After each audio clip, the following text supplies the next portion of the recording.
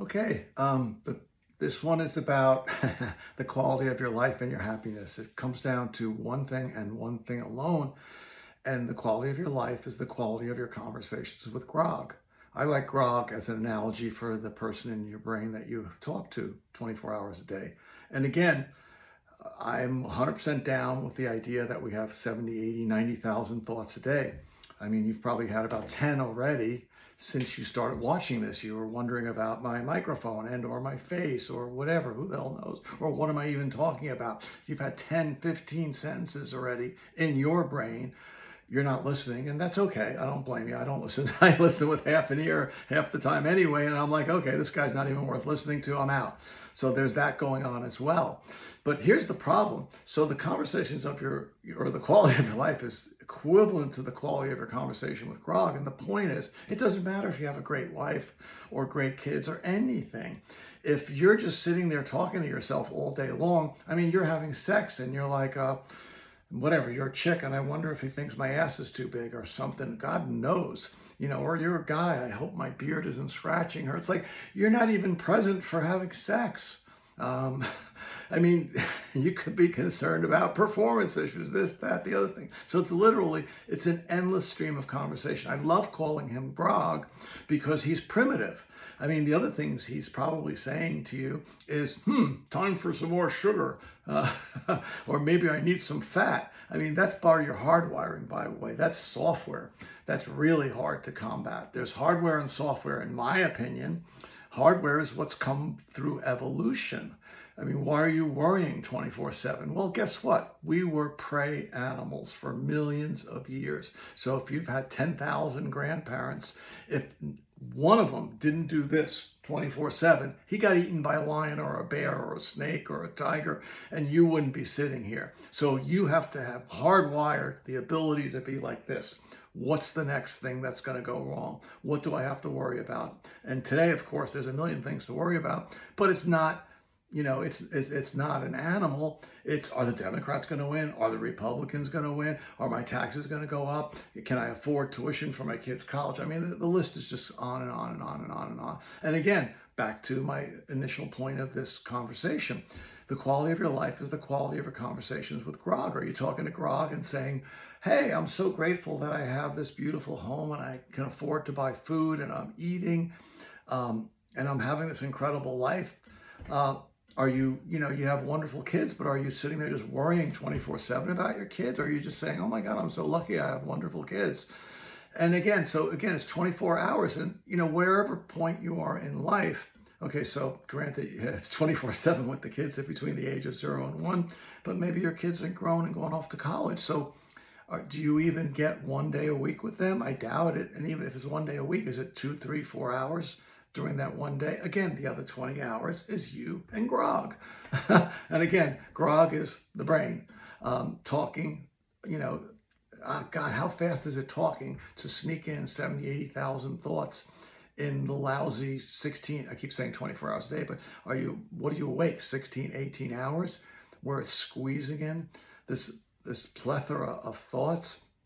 But again, it's the quality of those thoughts. I mean, there's so many people that are so accomplished that'll speak to you on YouTube.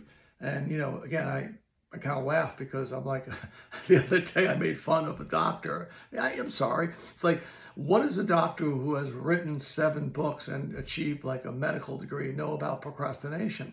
If he had a procrastination bone in his body, he would have never certainly got a medical degree, and he never would have written a single book, let alone 7 books.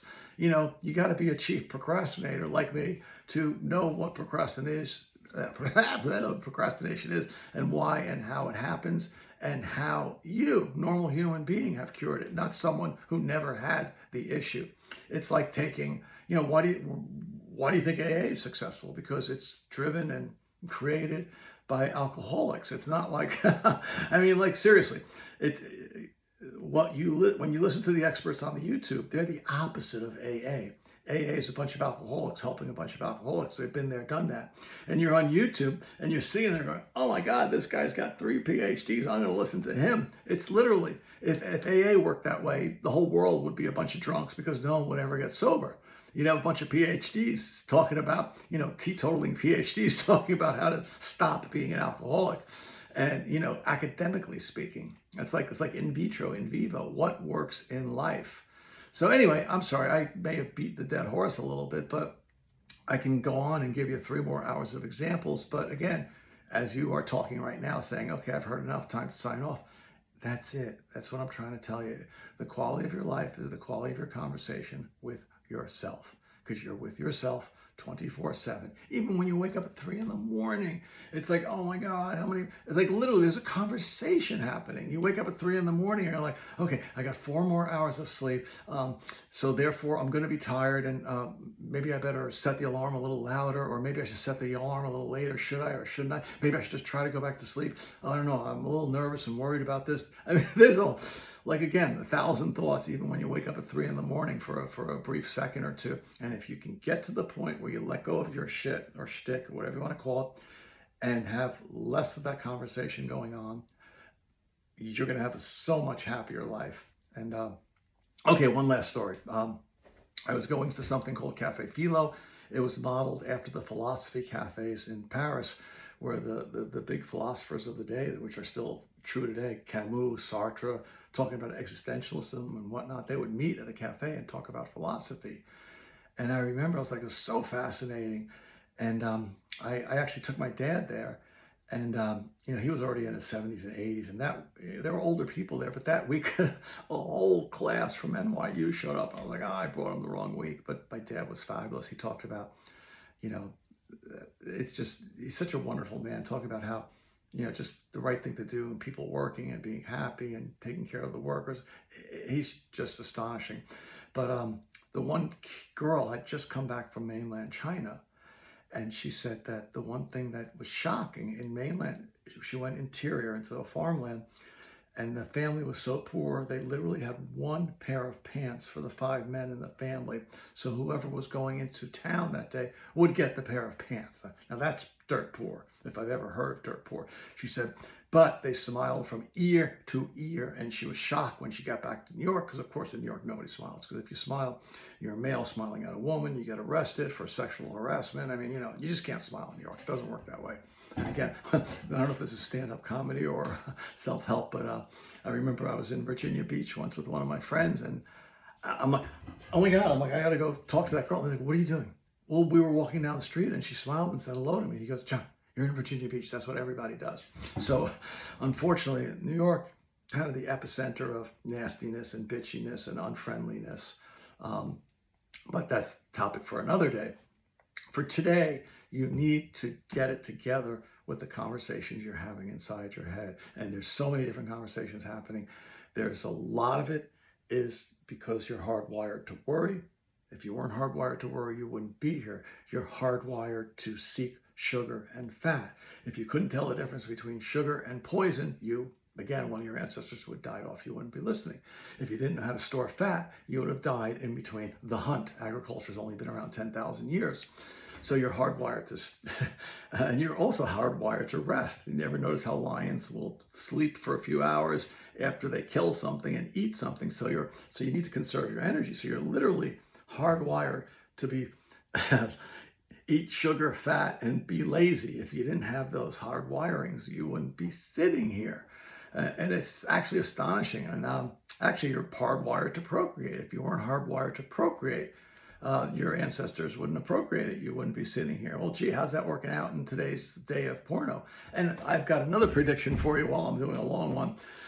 As we evolve, I guarantee you the ones that are maybe overly stimulated visually are going to be watching porn and not having sex and not procreating.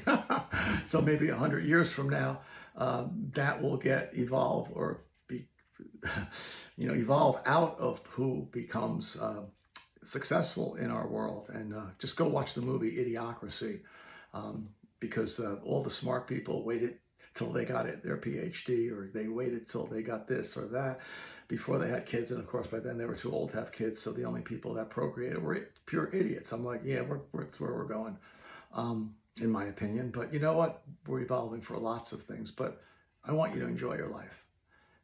And in order to enjoy your life, you really need to get a handle on the conversation inside your brain. I don't care what method works for you. For me, Sedona method was like magic, learning how to let go of things and uncovering things. I mean, just, the wanting approval, control, security, going back to childhood. But it was viscerally doing it. It wasn't just talking about it. It was like dropping a pencil. So that helped a lot. And various different techniques and seminars and this, that, the other thing. I've been so quiet that all I can do is think, capital T, be creative. I don't think. I mean, what we call thinking is not thinking. It's just bullshit ruminating. Like if I told you all I did was sit around and think about my problems and my bills, that's not thinking. That's not even close to thinking. Thinking is what I'm doing now. Using my brain to be creative and draw different ideas from my brain and put them back together in a different way and sharing them. That's being creative. That's thinking. And guess what? There's only a few people on the planet that do that. The Einsteins and the Elon Musks and people like that. Whether it's coming from outside or from within, I guarantee you, they're not sitting around all day long saying, my ass is too fat, or my ass needs to be fatter. I'm sorry if you're a female. I'm sorry, I forgot what's in this day. Yet another, I should just do 2-hour stand-up comedy, but yet another one. What are you going to do with that ass when the styles change? And I still have friends in graphic arts, and the skinny ads are back. So watch out, people. If you subscribe to that, the changing fashions, you're going to have to change your body every 10 years when the styles change. That's pretty messed up. Anyway, I think I've went on long enough. And I talk about every subject. I usually do it much shorter because I have the attention span of a flea. And so do you, by the way. That's why you prefer TikTok, because it's all, 30 seconds now? And they know how to get the dopamine. That's clearly what's going on. Again, I don't care if you're an earthworm. You have these nerves that want to, eat stimuli, so you're happy after you eat. You release endorphins and dopamine. If you do too much of that, of course, you become a fat whatever. I'm allowed to say that. I don't care what anyone says. So you cannot get your pleasure from eating. Although we do, we are stimulated to eat. If we didn't have a release of happy chemicals when we eat, we wouldn't eat and we'd starve to death. I mean, this stuff is really simple if you break it down and think about it logically. If we just treat ourselves like the monkey we are, or the monkey we are with grog running our brain, then we would understand everything.